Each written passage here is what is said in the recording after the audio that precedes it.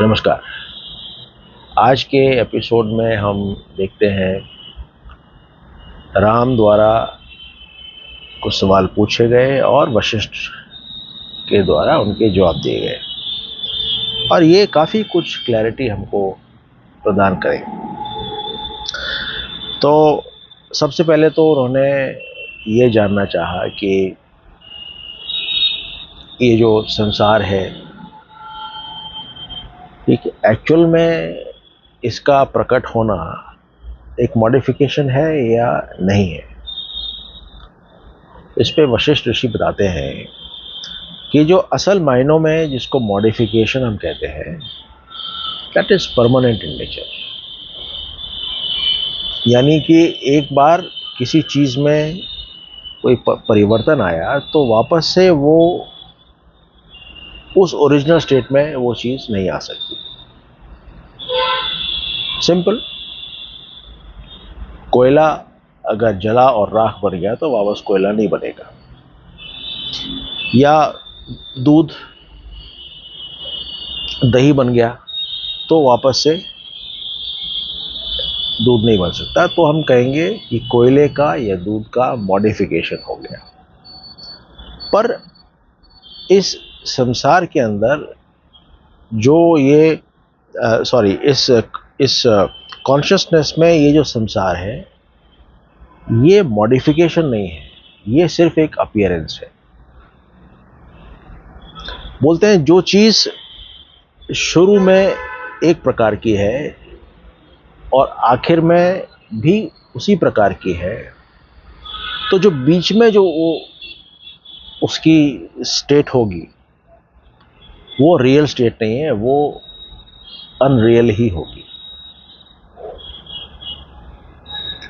कह सकते हैं कि इस संसार के जन्म से पहले और डिसोल्यूशन के बाद जो स्टेट है, वो स्टेट इन दोनों के बीच की नहीं है। इसीलिए इन दोनों स्टेट्स के बीच में जो भी अपीयर हो रहा है वो अनरियल होगा।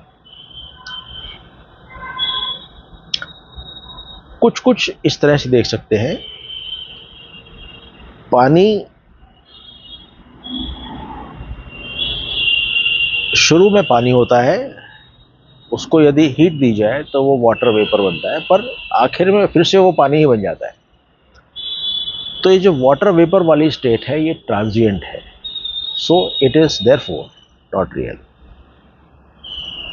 फिर वो कहते हैं कि जो स्टेट शुरू में है और वही स्टेट आखिर में है,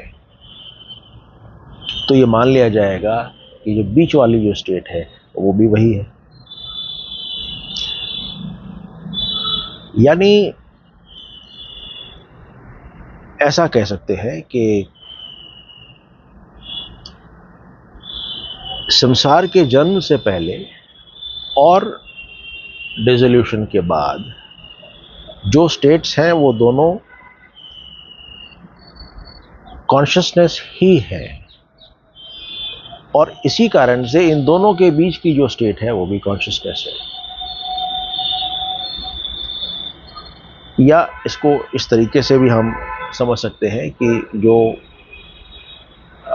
जैसे पानी है, पानी एक स्टेट का थोड़ा सा चेंज हुआ तो वो बर्फ बन गया या वाटर वेपर बन गया, और फिर वापस से वो पानी बनेगा। तो इन दोनों स्टेट्स के बीच की जो स्टेट है वो भी पानी ही है, क्योंकि वाटर वेपर और बर्फ ये दोनों ही पानी है।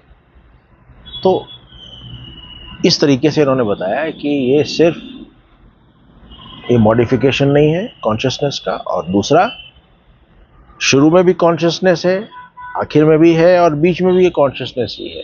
Nothing is happening. Same goes for ego identity, वो भी वही है। फिर राम ने कहा कि भाई सॉरी हाँ, वो फिर वो कहते हैं कि अगर सब कुछ कॉन्शियसनेस ही है और कुछ हुआ ही नहीं है, बीच में भी वही है, आखिर में और शुरू में वही है, यानी कि there is no ending, there is no beginning and there is no middle, so why inquire. इस पे जो जवाब मिला वो ये है, to awaken the unawakened, expressions like ignorance जीव have been invented। सोते हुए व्यक्ति को, अनभिज्ञ व्यक्ति को जगाने के लिए इन इन शब्दों का, जैसे कि अज्ञान, ये जीव, संसार, इन शब्दों का इन्वेंशन किया गया है। और जब वो व्यक्ति जाग जाएगा तब उसको ज्ञान होगा। जब तक जागा हुआ नहीं है ज्ञान नहीं हो सकता है, इसीलिए उनको जगाने के लिए ये करा गया है। तो कहते हैं अब तुम जाग गए हो तो मैं तुमको एक चीज बता रहा हूं, और वो ये है कि मैं, तुम और ये समस्त संसार, ये ब्रह्मंड है, असीम चेतना है। और जब नोशंस समाप्त हो जाएंगे, जब विचार समाप्त हो जाएंगे, भ्रम समाप्त हो जाएंगे, तो ये माइंड और ये विविधता ये भी समाप्त हो जाएगी। और सबसे पहला नोशन, सबसे पहला भ्रम, एज पापा जी यूज्ड टू से, is the I thought. I thought is the primary thought, और इस आई से ही सब कुछ पैदा होता है। फिर राम ने पूछा कि मेरे को ये बताएं कि जब कोई व्यक्ति मर जाता है तो वो सेंसेशंस क्यों नहीं एक्सपीरियंस कर पाता है, क्योंकि उसके जो सेंस ऑर्गन्स हैं वो तो अभी भी प्रेजेंट है, तो फिर वो सेंसेशंस क्यों नहीं, यानी देख क्यों नहीं पाता, बोल क्यों नहीं पाता, सुन क्यों नहीं पाता, टेस्ट क्यों नहीं कर पाता, अपने सेंस ऑर्गन्स को इस्तेमाल क्यों नहीं कर पाता है। तो उन्होंने बताया कि जब नोशन, मैं का एक ख्याल उठता है तो साइमल्टेनियसली सब कुछ उठ जाता है।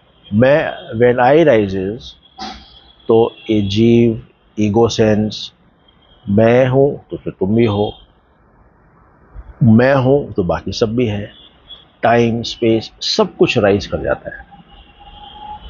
और जब ये स्टेट एक लंबे समय तक चलती है तो पदार्थ के ठोस होने का विचार भी घना हो जाता है, यानी कि अब हम इसको मान लगते हैं ये सब पदार्थ है और ये ठोस है। और यही भ्रमित चेतना है तब तक उठती और राइज एंड फॉल होती है जब तक कि इस बारे में हमको सही ज्ञान, ये जागृति नहीं हो पाती। कहते हैं कि जब एक जीव की सेंसेस किसी भी सिमिलर पदार्थ से कांटेक्ट में आएंगे तब एक रिफ्लेक्शन का परसेप्शन होगा, यानी हम जो भी ऑब्जेक्ट देखते हैं, देखने का मतलब हुआ कि हम उस ऑब्जेक्ट का जो रिफ्लेक्शन है उस चीज को अनुभव कर रहे हैं। We perceive the reflection and not the object. तो consciousness is perceiving the reflection of consciousness. चेतना का ही प्रतिबिंब परसीव कर रही है। जो देखने वाला है, सीयर, वो भी चेतना है, और जिसको देख रहा है वो भी एक कॉन्शियसनेस का रूप है जो इस वक्त प्रतीत हो रहा है।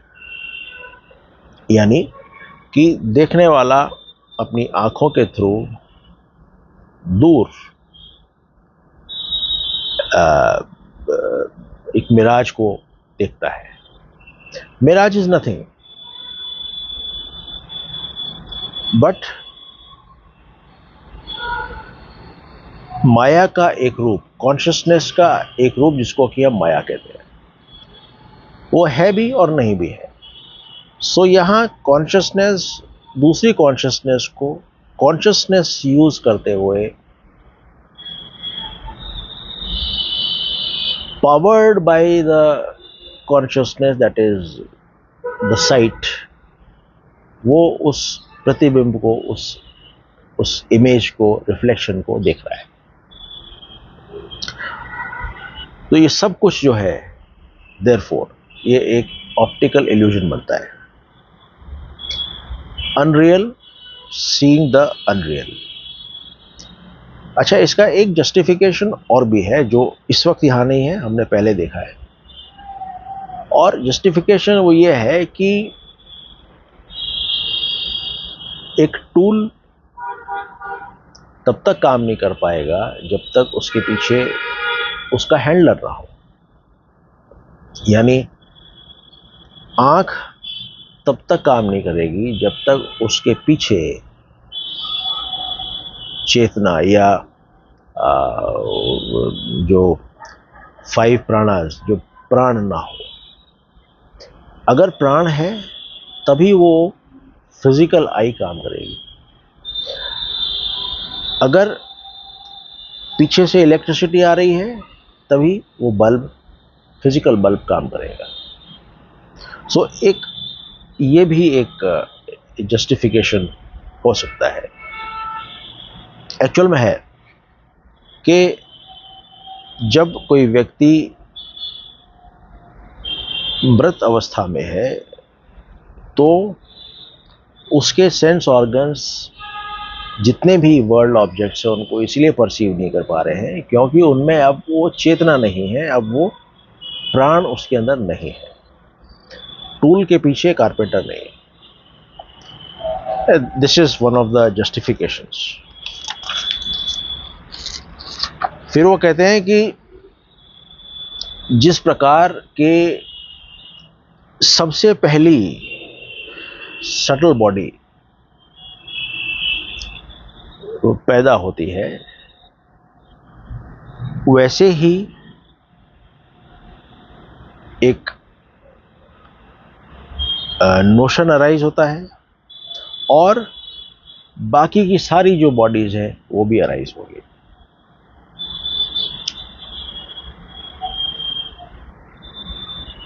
तो कुल मिला के ये बात हुई, वो लोग भी कह रहे हैं कि ना हम हैं, ना तुम हो और ना कुछ और है। सटल बॉडीज भी 2 तरीके से होंगी। एक वो जो सटल थी उसके बाद में फिर क्रॉस हुई,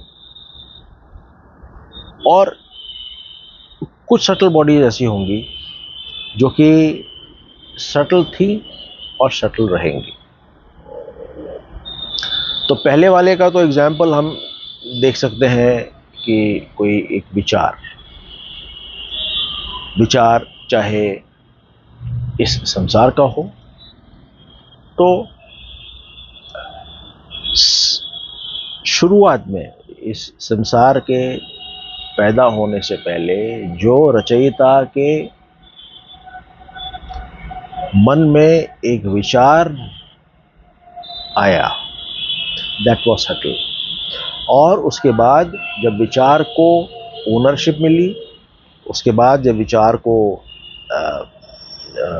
एक फ्रेमवर्क मिला, और उसके बाद में जब वो विचार इस ब्रह्मांड के रूप में अवतरित हुआ, ये different stages of subtlety turning to grossness है। Physical world is a grossest form of the thought about the world. कुछ इस तरह के सटलिटीज होती हैं, जैसे कि माइंड, जैसे ईगो, प्राण, इंटेलेक्ट, स्पेस, एयर, एटसेट्रा। ये सब सटल थे और सटल ही रहते हैं।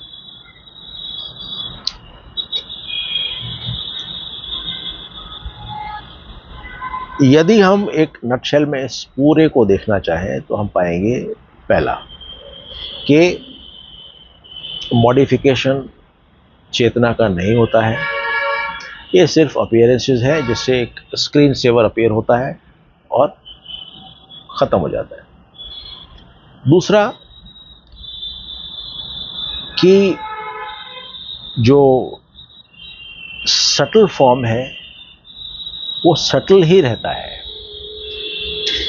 जो ग्रॉस में कन्वर्ट होता है वो महसूस हो रहा है कि वो ग्रॉस बन गया, पर वो एक्चुअल में एक अपीयरेंस है और उस अपीयरेंस के अलावा कुछ नहीं है।